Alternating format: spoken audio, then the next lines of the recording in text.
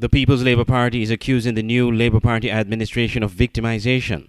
In a press release issued this week, the PLP listed several persons who it says were terminated by the government, including Ambassadors Jasmine Huggins and Ian Patches-Liburd, Permanent Secretary in the Ministry of Sustainable Development, Mrs. Elretha Simpson-Brown, Mr. Lenworth Harris, Chief Executive Officer of the Development Bank of St. Kitts and Nevis, Magistrate Ms. Donna Harris, High Court Registrar, Ms. Janine Harris-Lake, and Senior Clerk of the High Court Registry, Ms. Oretha Grant.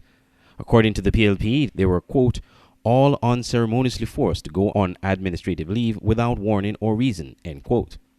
But Prime Minister Dr. Terence Drew, while on Issues radio program on Freedom 106.5 FM recently, said those persons in political positions who have been recalled does not amount to victimization.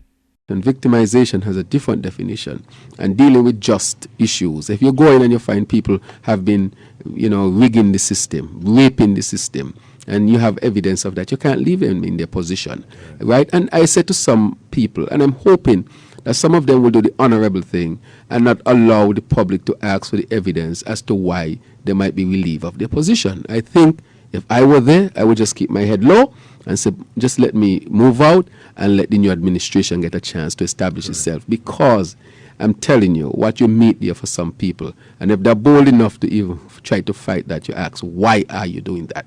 So I think they would have had enough time to leave, to pack themselves up, leave in a dignified way. Nobody is slashing and burning them.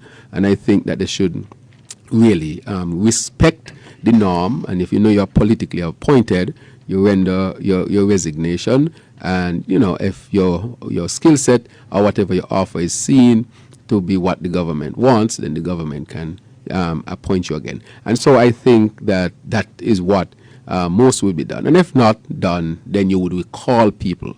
You would say, look, you have to be recalled then. But that is not victimization. Victimization is another thing. You have somebody working well, good evaluation, and they're not sabotaging the government and you're going after them. I'm not into that per se.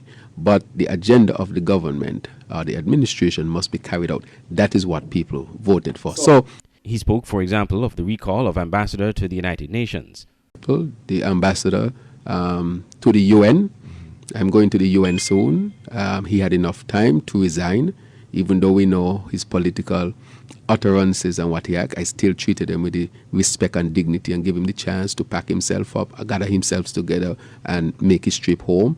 I would have to look. He's a politically appointed person, and I would have to recall him because he has not resigned to this point. Right. So that is one example.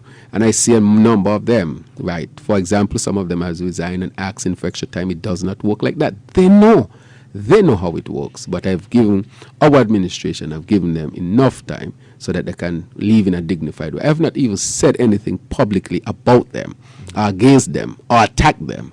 I'm just giving them the dignified space for them to do what they have to do, the right thing. Nevertheless, the PLP said its leader and former Prime Minister, Dr. Timothy Harris, condemns all of these, quote, acts of injustice, end quote.